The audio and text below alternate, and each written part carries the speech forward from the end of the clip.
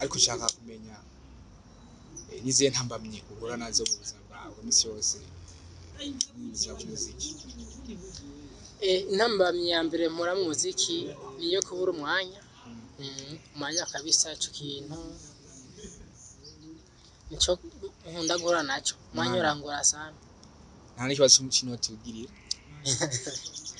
Nakubwiye inoti nemera kurara ubusa canke umuryango wanje ko utariye bankora umuziki kubera umuziki. Ego mbega ubuho bimeze guteye, mbega ubuho bimeze guteye, ibikorwa by'iterambere rirama, mbega ubuho bimeze guteye, ubu Burundi dushaka yuko muri 2040 kizoba ari igihugu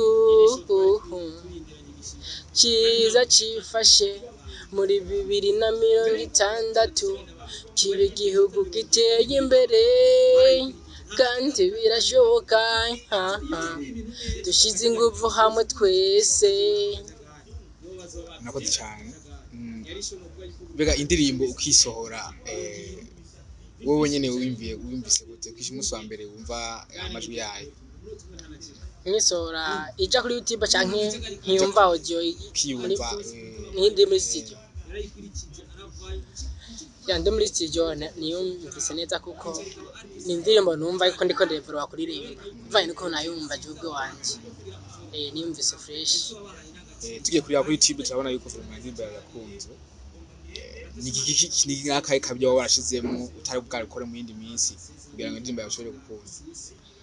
Ndirimbo naho nahasimbye umva sinosubiramo ngo president ngo yavuze ko harimo ijambo ry'umukuru w'igihugu yanye n'incubahiro.